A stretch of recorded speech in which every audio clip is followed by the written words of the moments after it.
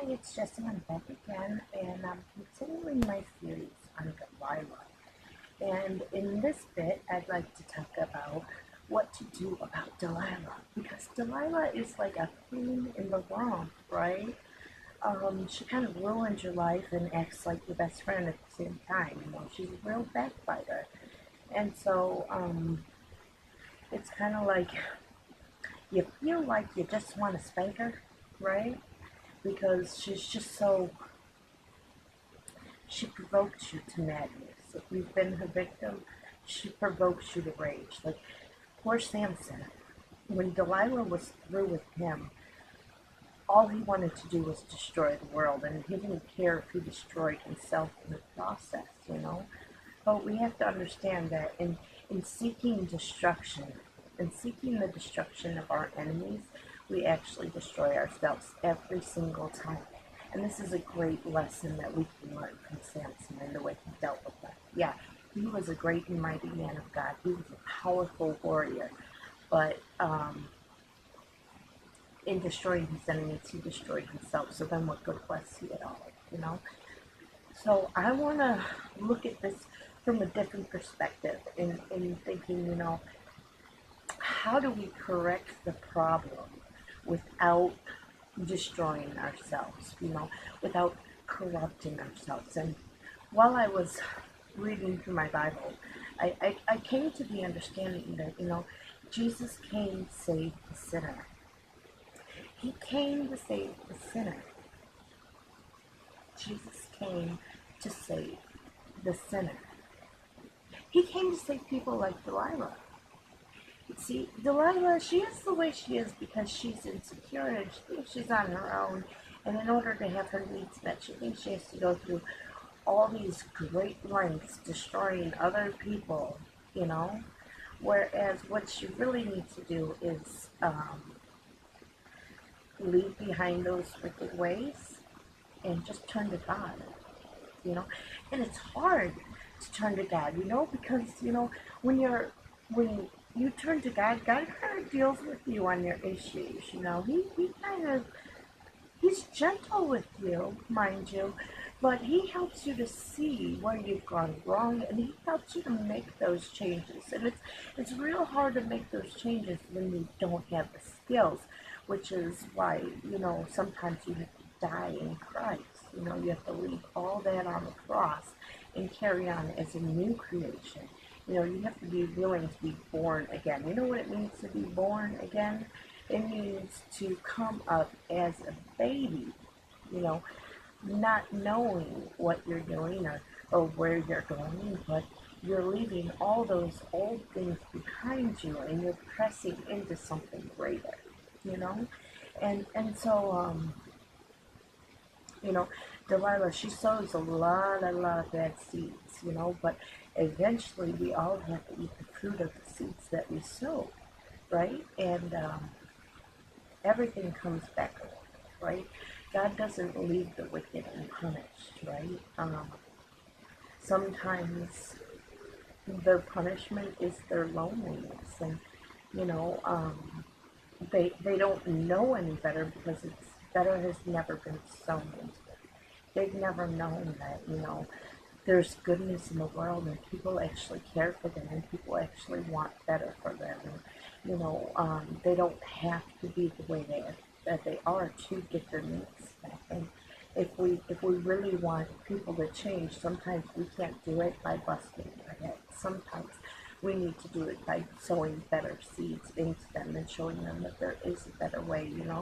Because I think like with the Apostle Paul when he was knocked off his high horse, he was going around persecuting Christians. He was killing people just for their faith. And when he got knocked off his horse, it blinded him and he had to go and be healed from it.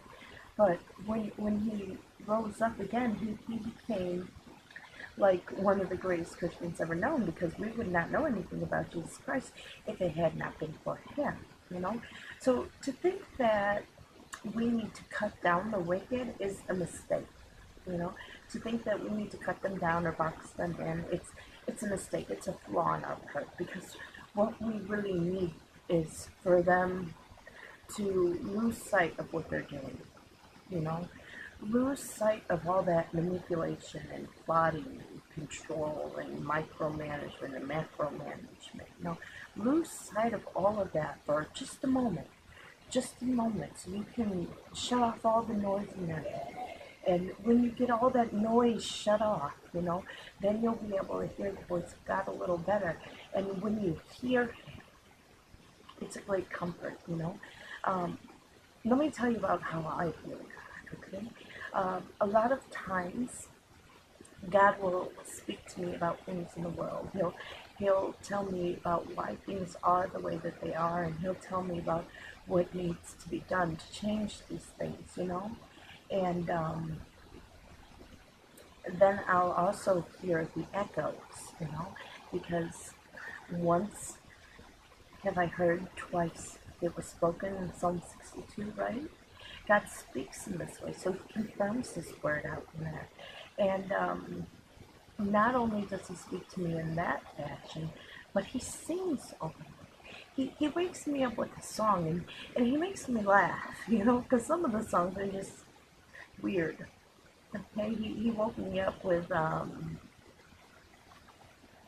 goodness, what was that? Billy Ocean or something. I don't know. It was weird. um, but God has a sense of humor, and He'll drop things in your spirit that reveal Himself to you. He'll walk you when you're walking into stores. You'll find perfect strangers greeting you like you're an old family friend. Like, oh hi, how you doing? I missed you so much, you know. And it's not them, but it's God acting through them, and so He has a way of lifting your spirits when you can't lift yourself, and you got to understand that this all comes from being connected to Him. And if we could just get them connected back to Him, He'll do the work, you know, because God confirms His word. Jesus came to save the sinner. You just have to make the introduction for them, you know. You just have to let them know, like, they're not walking into something that's going to destroy them, you know. They're not going to be condemned. They're not going to be thrown into the lake of fire. Not yet, anyways. God gives us time. He's calling us home. And it's your choice to come home now, you know. So we got to sow better seeds into them and let them know that they don't have to be this way to get their needs met. Because, you know, we care for them. We want better for them. You know, we're sorry for their hard lives. We're sorry that nobody ever taught them this, you know. But sometimes when you can't find what you want, what you need in this world, sometimes you have to sow it into the world, you know. You have to be the one that plants the seed that promotes the change. You know, if you can't find it out there, you got to start somewhere. And so, believe it or not, Delilah, when Delilah has her eye on something, she is very persistent. Okay, she doesn't give up. She keeps going. If it doesn't work this way, she'll change that way. She's real good at changing her tactics. She's very strategic. You know, she has a way with people like you would not even understand. She can control the masses, okay? Delilah has great skills. What Delilah needs is a good purpose to use those skills for. She needs to see the rewards of a better purpose, to understand. Hi, Lana. To understand that, you know, she was created for this purpose, and you know, the devil has been on her since the day she was born, and he corrupted her. But God is still here, and we can't turn our backs on God just because there's some kind of evil in the world, you know? We can't turn our backs on doing what's right and what's good just because there's evil in the world. Yeah. We have to do better. If we want better, we have to work for better. We can't always get changed by fighting against what we don't like, you know? We have to do better. So Delilah would be a great person to do this better with because of the skill set that Delilah has.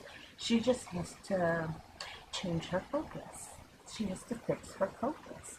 And the only way that we're going to get Delilah to fix her focus is to sow a good seed into her, is to give her an opportunity with a benefit at the end of it, with a light at the end of it.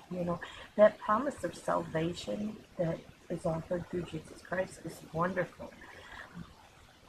But it's not good enough for Delilah, because Delilah is nearsighted and she can't see as far into eternity as everyone else can. So you gotta fix it into the small things.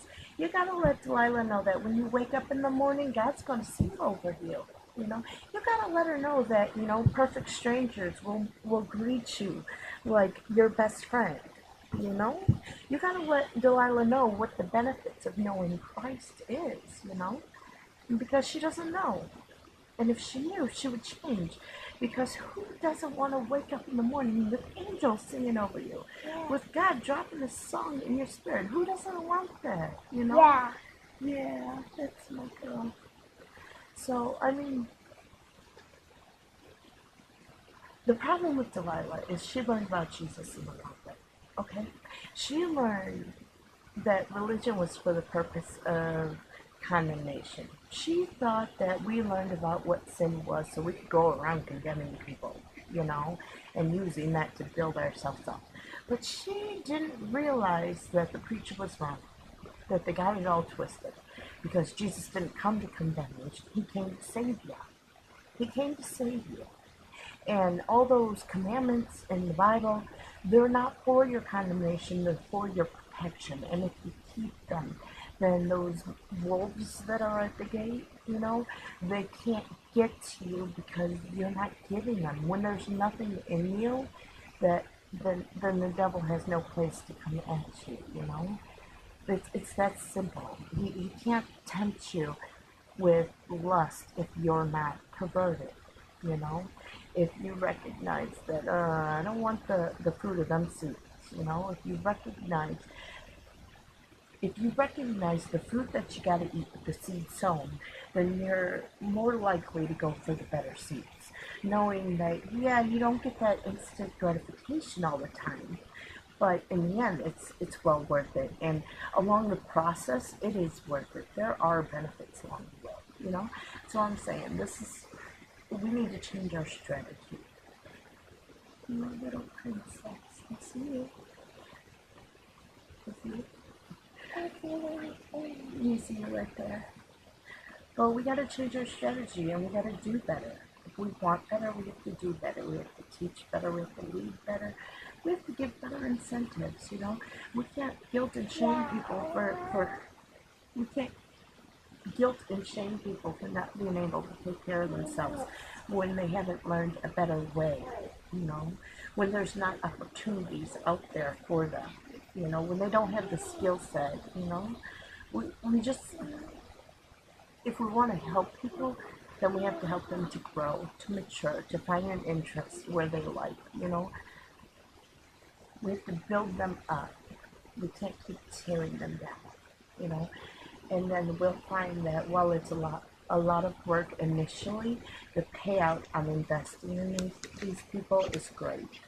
Because like I said, when they put their eye on something, they don't give up. They keep going for it until they have it, And that's my word for today. Y'all have a good day. Yes.